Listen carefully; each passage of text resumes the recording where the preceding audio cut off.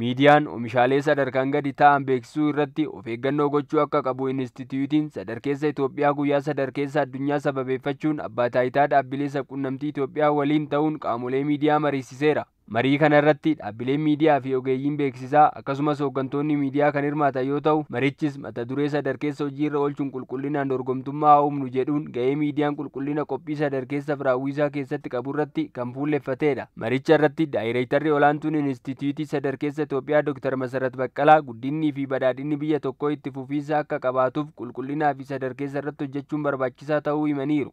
የሀገር እድገትና ብልጽግና በጥረት ላይ ሲመሰረት በተለይ ደግሞ guddinni fi badhaadhinni biyya tokkoo qulqullina irratti kan hundaa'e yoo ta'e keessattuu ammoo sadarkeessaa irratti xiyyeeffannaan guddinni biyyichaa nagaa qabeessaa fi itti fufiinsa kan qabaatu ta'a. Guyyaan sadarkeessaa bara kanaa kabajamu dhaadannoo mul'ata waloo addunyaa fooyyofteef jedhuun kabajamuun isaa sadarkeessi misoomaa itti fufiinsa fiduu keessatti shoora olaanaa qabaachuu kan agarsiisudha. Sadarkaan sochii ilma namaa hunda keessatti bakka itti hin mul'anne hin jiru. Nyaanni soorannu, uffanni uffannu, geejjibni ittiin imallu, meeshaaleen ijaarsa manaatti fayyadamnu akkasumas meeshaalee yaalaa waliin yaadrimeen sadarkeessaa hidhata guddaa kan qabudha. Inistituutiin Sadarkeessa Itoophiyaa oomishaalee gabaa biyya keessa fi addunyaa irratti dhiyaataniif sadarkaa kennuudhaaf hojjechaa jiraachuu Dr. Masarat Baqqalaa eeraniiru.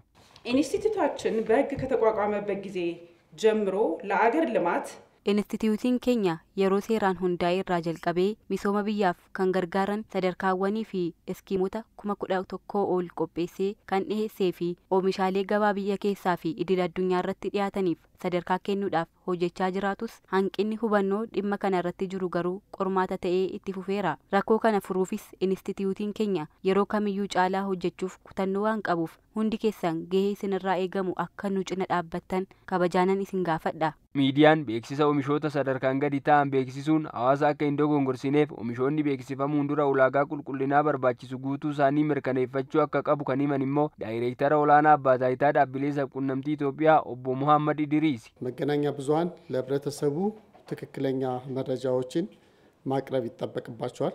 sabquunnamtiileen hawaasaaf ragaa sirrii ta'e kennuu qabu. Kunis dhaggeeffattoonni yookaan hordoftoonni murtoo sirrii akka qabaataniif kan gargaaru odeeffannoo dhugaa ta'e qofa dabarsuu qabu. Beeksisoonni akka biyya keenyatti baraman sadarkaa oomishni sun qabuun olitti guddifamanii beeksisuun ni mudata. Odeeffannoon dogongoraa akka hawaasa bira hin geenyeef kun sirrachuu qaba. Kanaan ala garuu itti gaafatamummaaf kan saaxilamnu ta'a. Itti gaafatamummaarra darbee miidiyaan sun hawaasa biratti amanamummaa dhabaa deema. Kanaaf of eeggannoo gochuun barbaachisaadha. Hirmaattonni marichaa yaadaaf gaaffii qaban kan dhiyeessan yoo ta'u, yaadota mana keessaa ka'e irrattis guduunfan kennamuun waltajjiin marii kun goolabameera.